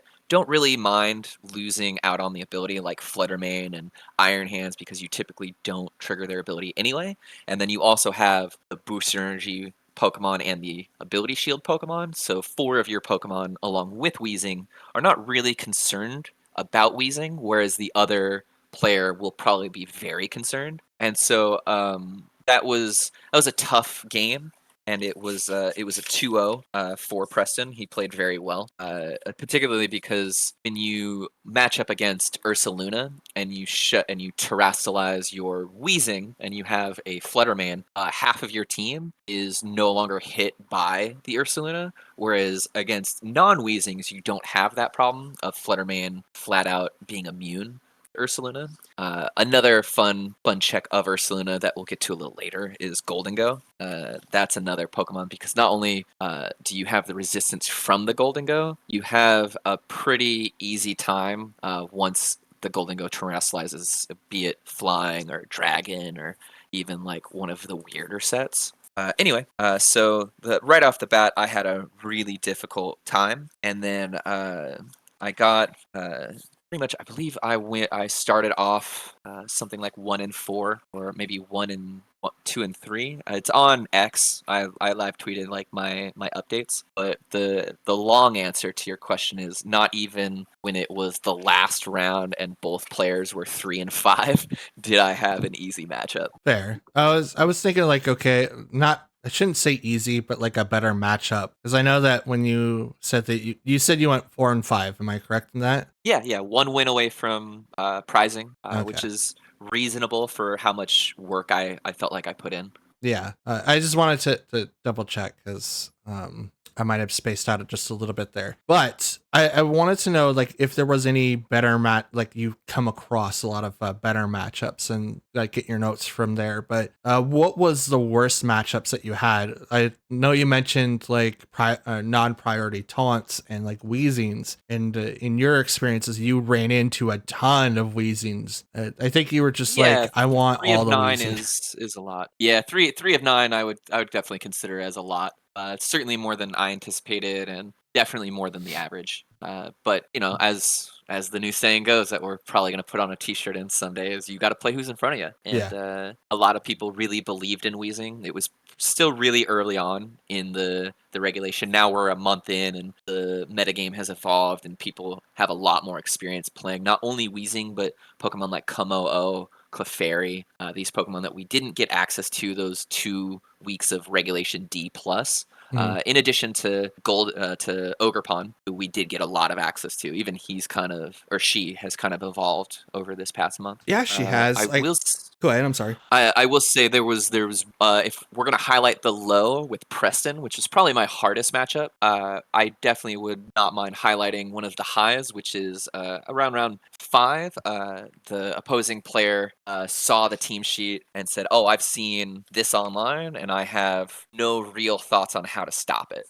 That strategy, for those unaware, Dusclops has this really cool niche where it can use Brick Break, and because its attack is so low, it does little damage outside, and it's more of a utility for breaking screens. But when you combine it with Weakness Policy, Normal Terra, Ursaluna, even a Hyper Voice threatens to KO bulky neutral Pokemon like Iron Hands after triggering the Weakness Policy. So it was a really fun combination that, frankly, if got off clean, was sweeping a lot of games on the ladder and had some really good positioning, sweeping teams in this regional. But a Pokemon that will shut down the ability to hit ghost Pokemon with your normal attacks really hinders my build of Ursaluna from doing what it could be best at. How many times did you get Trick Room off during your tournament in Sacramento? Just about every game. Let's see. The first game with Preston did not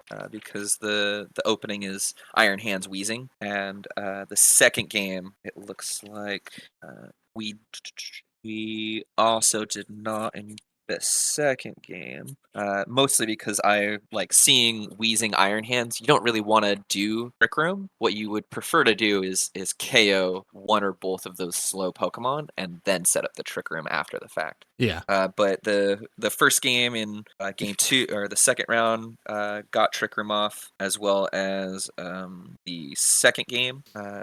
Third round, we never went for Trick Room in game 1. We saw Iron Hands Wheezing in round 3. Emmanuel Guerrera and his flying Wheezing, which was very fun.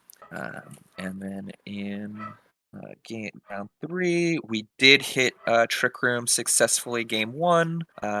I'm sorry, game 3. So in the third round, we hit one of the 3 games hit Trick Room. We looked to never hit Trick Room in the fourth round because it was not really. It was a mirror match for Ridgerath and Iron Hands, and so I actually allowed him to use Imprison the first turn and just like start attacking rather than use like Trick Room. Yeah. And then in so all 3 of those games, there was no interest in using Trick Room. In round 5 versus Josh, we hit Trick Room the first game. Did hit Trick Room the second game, but only after the first 2 turns because instead I opted for other moves. And so I'm looking at round 6. Hit the Trick Room. Both games, all 3 games. Took a KO pretty quickly after on Ridgerath, unfortunately, in the third game of round 6. Hit it again round 7, both games. And round 8, we did not opt for Trick Room because it was Wheezing and a Taunt Iron Bundle, which Kendall Edgerton, very, very well played by you, sir. Iron Bundle, non-priority taunt, but really fast taunt was a really smart idea, in my opinion. Yeah. And between that and the Golden Go, I felt like he really did deserve that W. And then round 9, we actually allowed no Trick Room to happen because we suspected Trick Room from the other player, Devin Bales, who ran Fluttermane, Single Strike Urshifu, Hatterini, Landorus, Iron Hands, and Torkoal. We actually opted to just attack down instead of like trying to set up the Trick Room. Mhm. So there was one of the 9 rounds where the strategy going in was to attempt a Trick Room, and it did not occur. But honestly, when you line up against Wheezing 3 times, Trick Room is the last thing you're wanting to do because you have an obvious taunt, but more so Wheezing is slow, and so he's not like disabled and especially if next to Iron Hands, they're not disabled by Trick Room the same way that like Landorus plus Fluttermane might be. So Well, I would say. Go ahead. Sorry. No. The only closing thought on that is like certainly non-priority taunt was a concern, as was Wheezing, but many of the games is just like you don't really want to go for Trick Room at all, and so that might even be a larger point of like a miscalculation of what you were going to see in Sacramento if you're looking to like look back on it with hindsight. I would have probably been better off playing something more hyper offensive leaning rather than hard Trick Room. Fair. I wasn't expecting so many people to bring in like Trick Room teams, especially because I kind of expected Wheezing to be there because he did so well in the Lily tournament. So I was like, okay, well,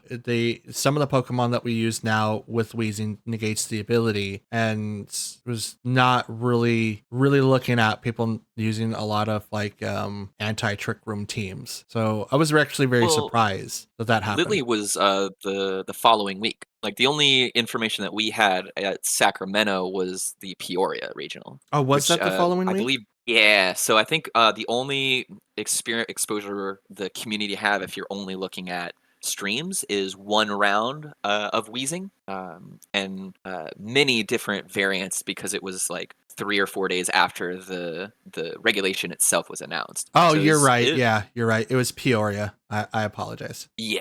And Wheezing had a stream victory, if I recall correctly, on Peoria. So he was certainly on the docket, but Ursaluna was another Pokemon that I think a lot of people speculating would have considered a high usage Pokemon, and that just has not become the case at all. Blood Moon's good, but it's not cracking top 12s. It's not getting really deep into the streams. I think it got 5th at Peoria or something, but yeah, 5th. But outside of that, it's been a pretty quiet addition to the metagame. Yeah, I think the reason why it's been pretty quiet is because we had the physical variant of Ursaluna, and everyone just already adapted to that Pokemon to be able to take it out really, really easily. So I think with the special attacker variant coming out, it's almost the exact same thing. So you have to play Ursaluna differently to be able to survive a lot of the attacks that are out there now to KO it. I know I came across a Poison Terra Ursaluna that I couldn't really deal with, and the vacuum punch or that vacuum wave to give it like a priority move was ingenious. But I'm like, why does it have a priority move on top of, Blood Moon and Hyper Voice and all of that? So I found it really, really interesting. It's an incredible Pokemon. Yeah. Yeah, I was willing to stake my CP gain on how great it turned out to be. But I think you're right. Having real exposure to a ground normal, slower Pokemon with the regular Ursaluna has really conditioned the masses on like how to play against it. And you keep seeing these high value fighting types, like fighting offensive types, come out, like Body Press and Urshifu and Iron Hands. It's getting harder and harder to play Pokemon that are so weak to those strategies. Yeah, absolutely. Like even my Chin Pao with the current season, it's spec'd to be able to live one 3-hit combo from Rapid Striker Shifu. It lives with like barely any HP left. So it gets one attack off if hit from that Pokemon with the crits, as long as they're not doing Choice Band. If it's Mystic Water, fine. But if it's Life Orb, it'll die. But if you're not, unfortunately, those are pretty rare to see the Life Orb and the Choice Bands. I think that was a good calc by you. Yeah, like it's definitely rare. I'm one of those odd cases where I put Choice Band on my Urshifu and just let it run amok. But it does survive with just maybe like 2 or 5 HP left. It doesn't really survive anything, or just barely survives anything after that. But if you see it enough, you try to plan around it. So that was my way of thinking about it. So was there anything in Sacramento that you looked at and was like, I should look at that when I get home? Certainly Tyranitar. I was really close to figuring out the same thing that Michael Zhang did with the sand boosting Arcanine. Mhm. Really made for a powerful combination. But I fell short as far as I probably would never have gotten to the conclusion to play Howl and Will-O-Wisp rather than things like Extreme Speed or Terra Blast, things that are really obvious. So I would say in that regard, like another big ups to Michael Zhang. But the biggest thing, and the reason why I haven't been playing a whole lot on the ladder, is I really fell in love with ribbons. Not only did the player who placed 5th with Annihilate have a ribbon that was from Pokemon Coliseum, a game that's now 20 years old. But, every one of the coolest flexes you can have in our community is the ball that your Pokemon is captured in. But the introduction of marks in addition to ribbons has really given another level of customization to something that means nothing for stats or how the Pokemon performs, but it does mean something to you who may have done something really special to earn that thing. Mm-hmm. And so I went back to Generation 4 to catch myself a Larvitar in a Safari Ball, and I have been bringing it up all the way through each generation since then, gathering the champion ribbon from clearing the Elite Four, and I'm about a couple days away from bringing it over to the Switch, and at that time I'll start like playing more on the ladder because I'll have this Pokemon. But to know that I'll have this Pokemon not only through Generation 9, but Generation 10 and beyond. And it's established all of these ribbons. And, when you look at your Pokemon, it actually lists where and when it was captured. And as time marches on, that will become more and more valuable to me individually. So that was something I definitely came away from Sacramento with a new appreciation for. That's cool. It's kind of like a little customization of going, hey, I had this Pokemon since the beginning and now it's all the way up here. That's pretty dope. Yeah, I'm excited. It's really difficult when your level 80 Pokemon doesn't listen to you and you're trying to clear the game.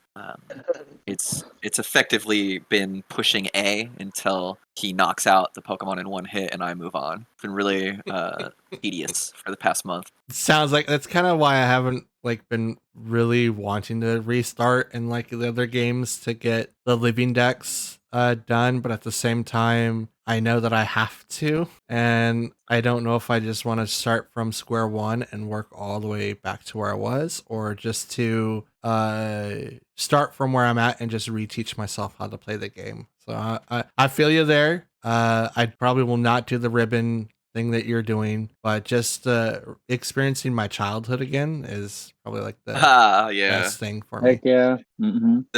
The Pokemon Company has come out and said that not soon, but sooner rather than later, these avenues of transferring Pokemon from the Game Boy era all the way to the Switch era will not be available. And so I'd certainly encourage anyone listening to this that's interested in doing something like this to do it soon, because with the Pokemon Company, you never really know when they're going to take it away. They're really famous for introducing a new gimmick that the fans love every generation and then removing it. So get on the horse for sure if you really want it, and if you don't, now in the Switch era, you can catch almost every single Pokemon that's ever existed, and so it's not really going to matter within like a game or two. Yeah, for sure. And like the Pokemon that you can't normally catch, they'll probably just add it in the next gen so that you can have your living decks. Like That does seem to be where we're headed. Yeah. The Generation 5 remakes is probably going to fill out a lot of what we don't have left. I don't have a list in front of me on what's missing still from the Switch era, but I feel like now since we have the Gen 1, 4, and now 5 remakes, we're going to be getting pretty close. Yeah, absolutely. Another question I have for you. I registered for the Portland Regional. Have you registered yet? I have. I'm excited about it. I'm really gathering resources, so when the new DLC comes out, I can be one of the people who clear it in the first 2 days, so that I'm aware of what this 19th Terra type is that we're gonna, in all likelihood, have to play with for the Portland Regional. Do you know what it's gonna be like, or is it gonna, or to have Nate? Do you know what it's going to be, or is it something that's it's not seen yet? It's very, very hush hush. Probably not gonna know until December 14th when it goes live. I think it's gonna be Exciting. I think it's gonna be one that you're gonna allow to change your Terra type like mid fight. I think that's gonna be it. Well, all we have so far is the footage where you click the terrestrialization as normal and it appears as like a rainbow hexagon. But the team Pokemon, the Ogerpon of DLC 2, has all 18 of the type symbols on its back. And as we've observed with Ogerpon, likely what's going to happen is a regular form will occur, and then when you terrestrialize using a certain condition, that form will occur. But we've seen this 19th Terra type on a Baxcalibur, so what we currently know is that it's not one of the 18 colors, and that every Pokemon will likely be able to have it. I wonder if that's the typeless thing, where they don't have a type anymore. They like extend it, or they exceeded the type thing, so they just become question marks, like missing no. Yeah, if you become no weaknesses whatsoever, regardless of who you are, like you don't need levitate plus electric, that would be very interesting. It raises, is it worth giving up any resistance to have no weakness? I mean, you were afraid of Hisuian Zoroark for a while. Oh yeah, I think if you play Hisuian Zoroark and I'm playing Annihilate, I'm very worried because there's no attack that can do any damage to Yeah. Hisuian Zoroark. But that's different than like not having any weakness, but also not having any resistance. Yeah. Like we enjoy Fairy Terra because it also resists fighting and dark and is immune to dragon. But if you take all of that away for the cost of nothing double damages you, it's an interesting question. Yeah. I think that's probably the best guess I've heard, Matt. That is an excellent guess. It's like becoming typeless makes it so that you don't have to worry about anything. And while you do get rid of your own weaknesses and resistances, but everything becomes neutral. So hopefully it doesn't go in the way that is going to dissuade people from using it, or if it's just going to be like your checkmate Pokemon. I could probably see it be used on Tyranitar before or after the Sandstream is done, so you don't lose the type advantages after that. Or it could be like a mega solution where you click it and you become extra strong, and then you get one attack, and then that's it. It just goes back down to normal Terra. Man, if they do Dynamax plus Terra, there's gonna be some unhappy campers. Fair. I'm more open to the typeless thing. I think that'd be a little bit more fun, but we'll see how it goes in a little over a month now. Yep, it's coming. Definitely Coming. Doing nothing and look at my feet are doing. Very exciting. Very exciting. So Tyler, question for you: are you planning on joining us in the Portland Regional and competing?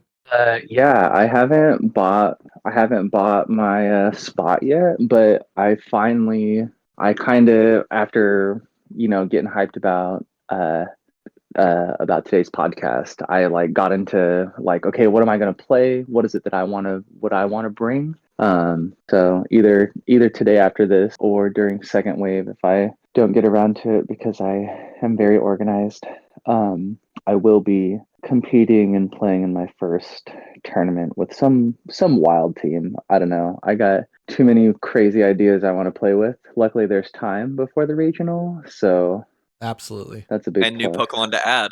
You gotta get And new introduced Pokemon to Incineroar, baby. Uh-huh. He's gonna be dope. I'm not Excited. I'm not at all excited to fight him, but it's gonna be dope. Mm-hmm. I hated running against him in season 8. Like, it was annoying. All right, so I think that's all the questions that I have. Let's go ahead and go to the next topic of the Master Ribbon Challenge. We've haven't really been posting a lot about that lately. You want to fill us in on what's going on? So what I think we have as a group decided is that it's a little much, and so we are discontinuing the Master Ribbon Challenge. It's really come down to two reasons. The first one is the obvious, that we have not been consistent enough in our casting to have this be like an every 2-week kind of thing. But the much larger reason was that at the time of starting it, we were considering going things like the Sacramento Regional and locals next year at a high clip. And so a big part of what the Master Ribbon Challenge was a way for me to stay engaged for that year and to grow as an individual trainer. And part of that is catching up in reps with Pokemon that maybe other people or the community has become familiar with, but maybe I'm not as familiar with. And it really led to some good growth. I got about 4 teams in and really understood each one of them after 100 games on the ladder. But I think what's really important is that we continue to offer something to the fans that are participating and listening to the show.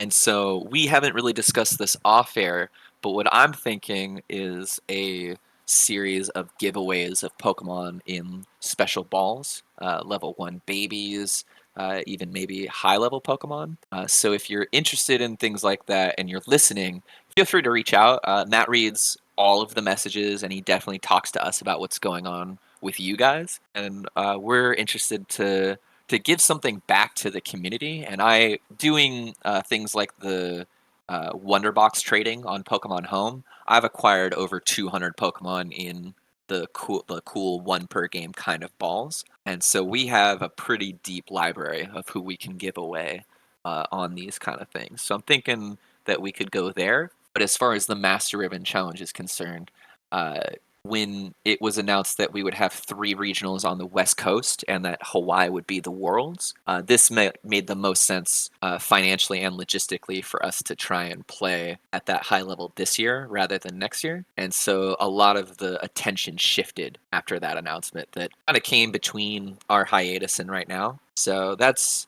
kind of where I'm at with it. We haven't had a whole lot of time to discuss what's going on privately, though. So I am curious what your guys' thoughts are on that. Do you guys sorry, as far as giveaways go, have you thought about like nicknaming Pokemon funny things when you go to give them away? Like if you do, like Oh, we're gonna that'd be release excellent. yeah, these 6 Pokemon, and then you just name them all in accordance to a single theme, and then, give them away over time, and then, 4 or 5 different people have got all these thematically drawn Pokemon named, silly things that then you can, include in the future cast or something. I don't know. Very open to that. So I haven't thought about that, but if I were to put a stamp on the podcast as an approval, the names would have to be pre-screened for me to make sure that obviously they're not. They fit. Yeah, but I'm down to give. Yeah. I'm down to Know give. know your crowd. Can't trust you guys. Look at that lack of trust. Hey, I got to make sure that y'all are appropriate. I don't know who it was pointing at, but that was for somebody on this cast That wasn't right now. wasn't for me. Wasn't for me. Yeah, it was, because I don't have any of these Pokemon to give away.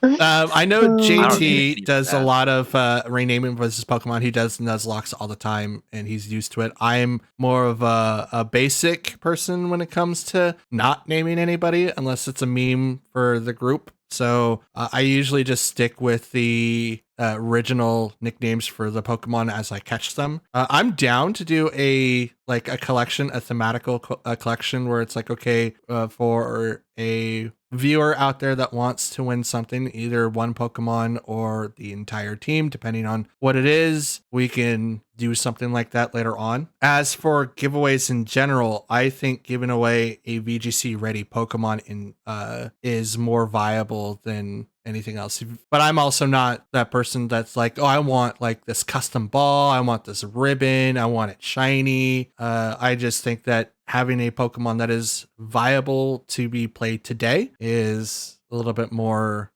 gracious, but that's just me. Yeah, Matt is definitely an Ultra Ball catch everything kind of guy. For the I record, am. every name of mine since 2012 has been like just a regular person's name, or like you would name a pet. So there is no like crazy names on mine. Except for Calyrex, it's Kim and Kanye. Are you kidding? Okay. Kim and Kanye, those are real people. That's not crazy. That's a great name. Kim and Kanye got me to Master Ball many times by being awesome together. Yeah, that's true. But again, I'm just a basic person. I don't really care. Like the only person I don't have that's like nickname that I don't have the original name is Bori. The first person, my starter from Scarlet, and it's Skeledirge, but I name him Bori because I'm a boar killer. And I just sit there and I massacre all the Pokemon in the overworld for like 3 hours. Yeah, Matt loves that. Yeah, I'd be down with both giving away VGC ready Pokemon as well as the babies. Definitely write in if you have any thoughts on this. But it's Well, yeah, I something mean, that I you think create we a. should continue. Go ahead.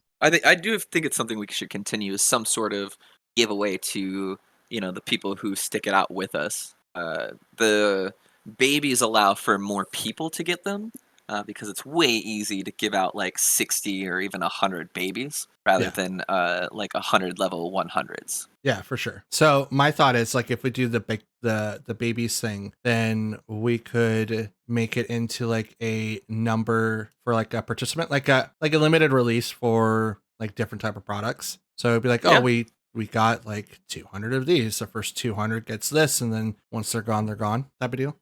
I like that. Yeah, I think that's a great idea. But, let's leave it up to the fans. I imagine there will be like 6 people at most that even acknowledge that question. And if they have a majority, we'll follow it. I certainly have the resources to make like 10 of the exact same BGC ready Pokemon if we want to do a limited release. And if y'all want to do a bigger release that is a little bit like more work for you on your end, that's cool too. But I won't be playing a new 6 for 100 games twice a month. I also won't be giving away like 6 Chiyus, if that makes sense. Yeah, no, obviously, like the Pokemon has to be breedable so that we don't give away our one of Pokemon. I think like if you're in comparison to like traits, right? Getting a one of per game Pokemon is the equivalent of like, and I don't want to put this to comparable to money, but it's like you have to trade me a rare card for a rare card. It's not,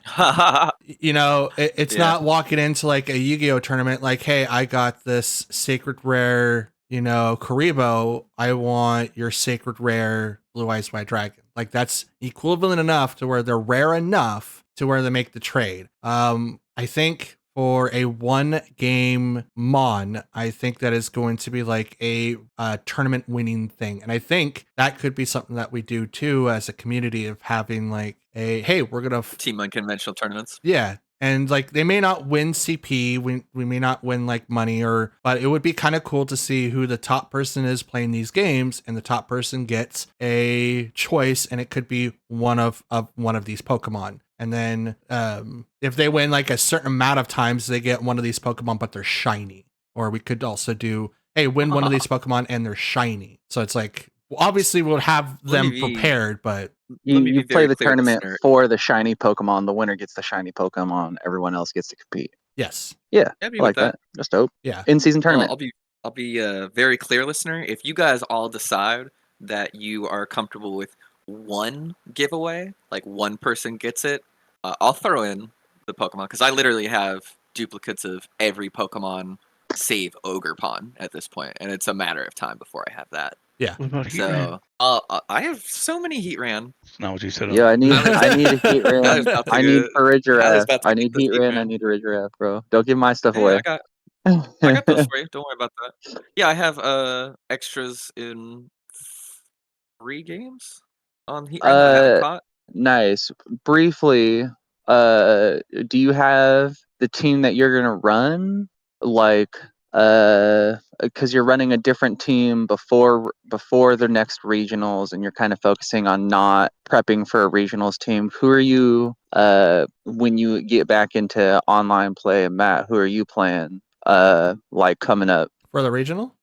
Sure. I mean, even in the online rank ladder, like who are you taking in there? Who are you playing with right now? So I just recently updated the code for our group here to try out the team that I've been playing with, and that'll most likely be the team I'll be running with the Portland Regional. I feel very strongly about this team. I did a deep dive on several different attacks for this team that I'm almost guaranteed a one-hit KO where my stats are, depending on what other people have done. So like, for instance, Qian Pao is just as strong as Rapid Strike Urshifu with Throat Chop. I think that's what the move's called. It one-shots most, if not all, Indides. One-shots most, if not all, Fergraphs. And it one-shots, if not all, Cresselias, with the investments that I currently have with that Pokemon. With Throat Chop specifically, you could go Lash Out, but Throat Chop is 80 and Lash Out is 75. Now, Lash Out does do a lot of damage if the Pokemon stats are lowered, and Landorus is all over the place. So is Arcanine, but it's not always going to be a guarantee that that Pokemon is going to be on the field when those Pokemon hit the field.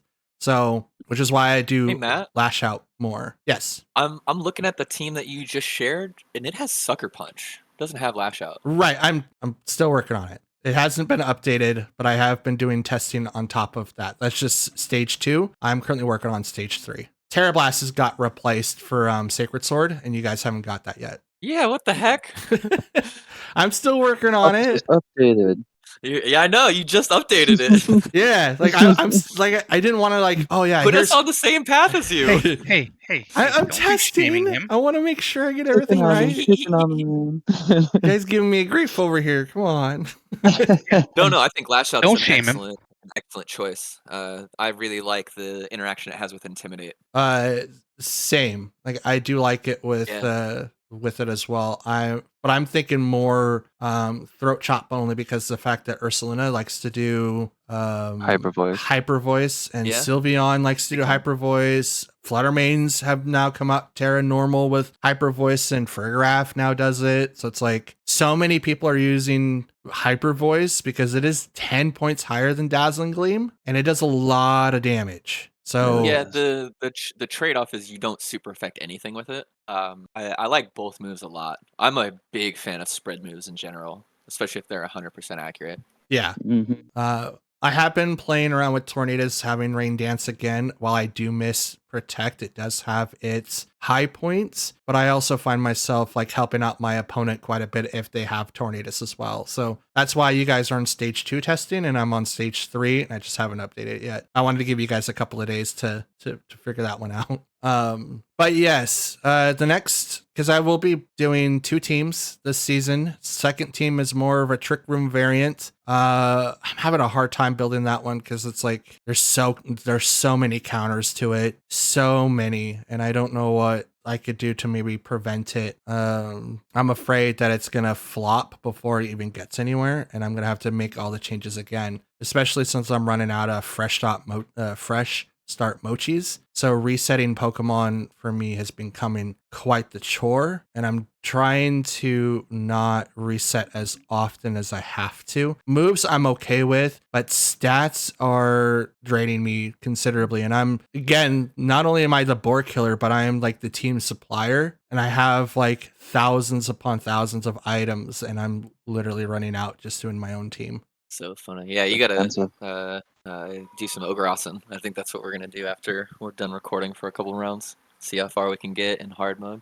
Like I'm down. I've been doing normal mode and I've been getting quite a bit. I got 7 in like the 4 rounds that I've been doing, so it's not bad. I just usually turn something on and listen to it while I Ogre Oust. And for those at home, if you don't know what that is, it's the Teal Mask DLC minigame that they released. Kind of like what they do in the games that you can do outside of battling activities. If you're not breeding, if you're not trying to shiny hunt, or if you're not like the guys and me as we're battling online, you do these mini games to get certain prizes. You can get mints, you can get berries, you can earn shards, all of these different things. It's one more added material that you could do to make the game seem not so monotonous, because sometimes when you do one thing at a time, it can get a little bit of a grind. The Ogre Ousting is you literally run around and pop bubbles or balloons. It's really, really easy, kind of laggy, but that's just most of the game because it has to load everything in. But it is one thing that you can do as a mini game to kind of diverse your interactions on the game. And if you do really well, you get really good prizes. And if you don't do really well, you still get a fairly decent amount of prizes. But it's like if you're tired of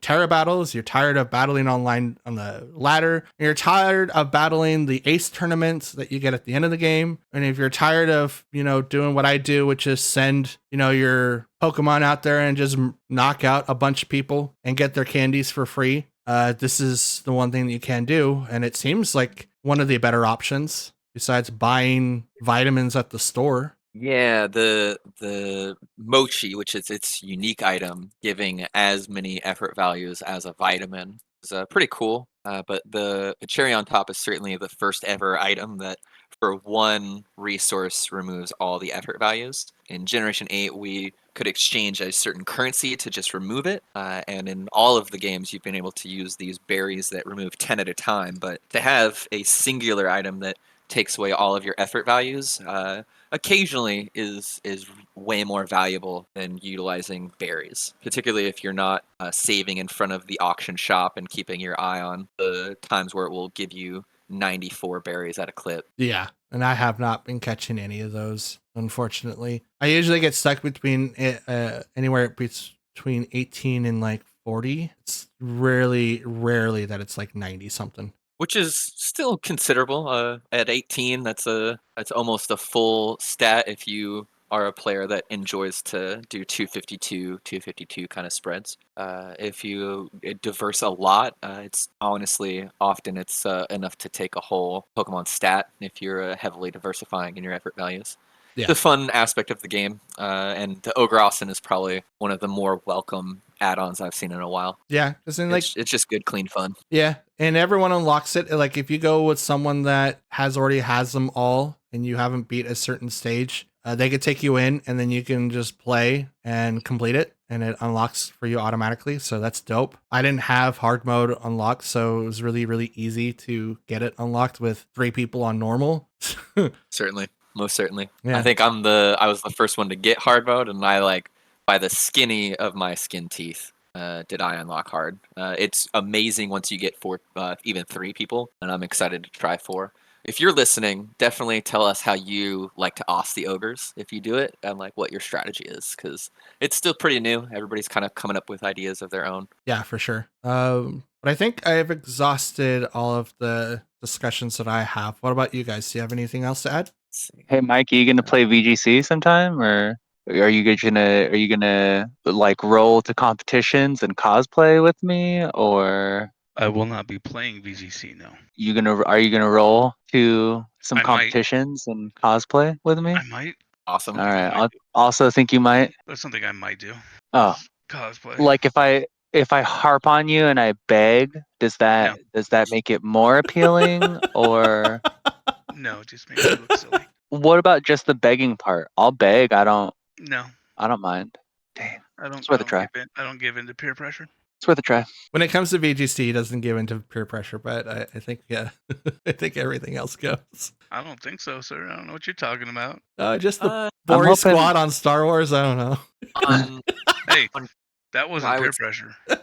on closing up with it, like as much as you think you might know about Pokemon, events like Sacramento really reinforce that you don't know everything, and that sometimes you can be wrong. I'm really excited to continue to play this season and beyond, and I'm so happy to see another player enter our community. So welcome, Tyler, and I know you listen pretty often. I'm excited maybe to have you back and check in on your journey. Heck yeah! Thanks, y'all. Yeah, thanks, Tyler, for coming on to the show and enjoying our company. We've certainly enjoyed yours, and I cannot wait to see how it goes in Portland. I hope you do come with us and compete and have your first regional experience. I'm going to try to get my niece to come because she's in love with Pokemon. I don't think she'll be competing, but I think that having her come out for the day to play games and collect cards and see how many things, or like the many things that like her uncle has to deal with every day, that'd be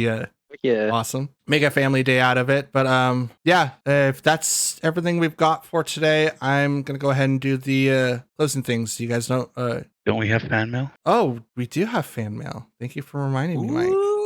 We do have Ooh. fan mail. So this one came from Dakota, my coworker and someone I consider a friend. What was her name? Dakota? Dakota. Dakota, okay. So Dakota asked, what was our first experience with Pokemon? And the second question to his question is, which one would be our favorite, the original or the manga? So go ahead and answer one at a time. I'll go first. The first release at San Luis Obispo mall, picking up Pokemon Red with my friends. Everyone else got blue. I was the only guy that picked up red. Started Charmander. Boom. First experience with Pokemon. And I've read the first manga book. Sadly, that's all I know really about Pokemon, and I have a Pokemon master that reads it, so he doesn't even read the real words. He be making up funny stories. So I'm TV show onlys. All of them though. Watched them all. Okay. And which do you like the TV show more than the manga? I've liked different episodes or different seasons of the TV show more than others. I mean, I'm waiting for all of my access to the mangas, but my manga reader really takes their time. So I do not make up the stories, but I do Mhm. narrate them very sillily for your daughter. embellish. Certainly. All right. Next up, who's gonna answer that question? Why don't you get on this, JT? Oh, okay. So I would say that my first experience was about 6 days into Pokemania. I'm out here in the Pacific Northwest in the Portland suburbs, and the first grade school. I mean, it was like a flea market almost when it first hit. Everybody had the cards, and they were trying to trade the cards, and everybody had the video games. So it was really crazy to live through '98 in elementary school. So I've been hooked on and off since then. I took a giant hiatus during the Soul Silver era because I left my Game Boy with a Nash. Oh, your mic's cutting out again. Oh. And Tyler. Dun, dun, dun, dun, dun, dun. Do you want me to restart that? Yeah, go ahead. You left your Okay. Game Boy with somebody. Yeah. Is that where you start, Matt? That's where last thing I heard was that you left. Yeah, your you Game left Boy your with Game somebody. Boy somewhere, like Nat, and then. Yeah, at college, I left my Game Boy in the student section in college and lost a full national dex. And so I pretty much exited until the end of the next generation, nearing X and Y. So I've been on and off almost my entire life. I am aware of what happens like loosely in the manga, but I'm really aware of the anime. Pokemon It Journeys was really impressive, but I've always been more of a fan of the things that the Pokemon Company puts out on YouTube that are 5 to 7 minutes long. Things like Origins and Silver Wings, I believe it was called. It's always felt more mature and more accurate. And then I caught Journeys. I'm just about at the end, so I'm aware what is gonna happen. But like, it's gut wrenching to see a character that you've effectively known exists your entire life be leaving the media. It's hitting me a Spoilers. lot harder than I thought. Yeah, spoilers for like a 4-year-old known thing at this point. Sure. Still I'm sorry. spoiling it. No, definitely. But Can't believe you. I am really excited to watch what happens next with the company because Ash Ketchum was, I think, everyone here he was in your zeitgeist. How about you, Mike? My first experience with Pokemon was in the Plasma era, Plasma Blast, I think. I've never watched any of the anime or read any of the manga. What am I even doing on this podcast? I mean, 10 years now from Plasma Blast. It's very impressive. You're but it you're now a wasn't. veteran. Wasn't playing all the way through. We played Plasma Blast and then we stopped playing until gosh knows when. Yeah, I mean, we definitely do like go in and out of this hobby for sure. I know when we were playing in Plasma Blast, we did a regional tournament there for the card game. Mr. Raichu, who's still working really, really hard now, was our head judge then as well. And the card game from then to now has definitely changed. I believe we'd stopped playing around that time because a card that some people had but was really hard to get was Pokemon Beach. And it felt like you needed that card to win most games since they were able to thin to win. And not everyone really understood that going into it. Like there was decks and cards that you could, draw several or like discard and stuff, but it wasn't like the main concern. It's definitely changed from what it used to be. And I think that's reason why we stopped. But I'm not 100% sure. You guys can correct me on that if you'd like. I'm not 100% sure either. I would say in this friend group, there have been 4 or 5 card games that have been rotated through what they're like super interested in, and that makes it hard for any game. I think the only one that we as a group weren't heavily invested in ever was Magic, and so all of the other games, like the value long term have kind of collapsed, whereas Pokemon has kind of remained in. The value of them has certainly collapsed because of their style of rotation, and I feel like that's why we have never really been long-term heavily competitive players of the card game. But I don't think there was that many times where we would be like, we don't enjoy the game. It would be other factors like things like rotation and having to keep up with the Joneses, so to say. Yeah. Was what are the reasons why we weren't sticking long term. But we certainly each have sealed product for that day that the value increases on them and you can cash in like an investment. We're definitely those people as well. Yeah, for sure. I guess I'm the last one left. So my first start in Pokemon, I got the Nintendo Power exclusive thing talking about Pokemon. And I got a card that was Charmeleon. That was the very first card I got. I then started to watch the anime, and that's where a lot of my experiences have been. I didn't really read the manga. I know it does exist. I'm terrible at reading manga. It's supposed to go from, instead of left to right, it's right to left, and I always get confused, especially on the page that I'm supposed to read, because I'm just so like drilled into my way of going, okay, well, it's supposed to start on the right page, and then all of a sudden I'm jumping down to the bottom of the wrong panel, so everything gets kind of weirded out. So I just watched the anime. And while the anime was playing, I got Pokemon Red. And then Tony got Pokemon Blue. And that's how I started. And I've been picking up every single copy since. However, there is a couple of spots where I didn't pick up a game. I didn't pick up Emerald. I didn't pick up Crystal. I also didn't pick up Diamond or Pearl. I got officially back into the game after Platinum and started playing all the games after that. I think I have Fiery Red, and I think I have Ruby, but not Sapphire. But that was a different time frame. Now I do have the majority of the games now, and I do periodically play them. And it's like very seldomly, like not anything consistent, but it's excuse me. It's still fun to play from time to time, but that's where my origin started and my feelings about like the difference between anime and manga. I don't like reading manga, so I gravitated more to the anime more. So that's where I started. All right. Oh, there was a part 2 to that question, right? What was our favorite? Yeah. No. Well, we kind of answered like the part 2, but Yeah, you guys that's can what tell, happened. like you guys can say, I prefer the anime more than the manga. Oh no, I my fault. I thought I heard the question as what was the favorite game, but Mike's right. That was not the question. You No. can say what your favorite game is, absolutely, or what your favorite is. Definitely Scarlet and Violet. Because Annihilate. I really like the mechanic that they have in the game, but the thing that puts it over for me is the walking Pokemon. Oh yeah, for sure. I like that too. Instead of like going over to a grass and like, hey, look, a random battle. Like, okay. And you've got your guy next to you, like whoever that is. That was what brought me into Soul Silver and had me with my first 100 hours on a Pokemon game. Yeah.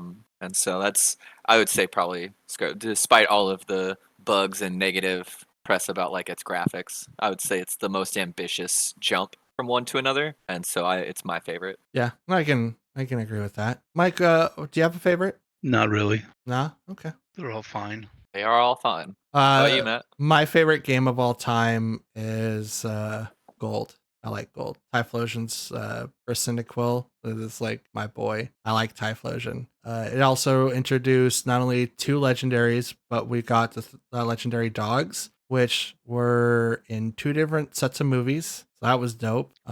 Mechanical wise, I love Scarlet and Violet. I love the fact that it's a lot easier to compete in BGC. I like it that every Pokemon seems to be open in the national decks. I like terrestrializing because it makes every convoluted Pokemon typing to one singular typing, which is so much easier to understand and plan for. It's definitely better than Dynamaxing, and that's like my second most favorite. Is that like the mechanics you can come up with in Dynamaxing was so harsh. But this is more simplified for me to be able to keep track more and be able to play at a more esteemed level. So I would definitely appreciate it more. All right. And with that, I think this is a wrap for today's podcast. I want to thank everyone for showing up. Tyler's not here. Unfortunately, he did get disconnected again. And We lost him, yeah. yeah, but he is not forgotten. We will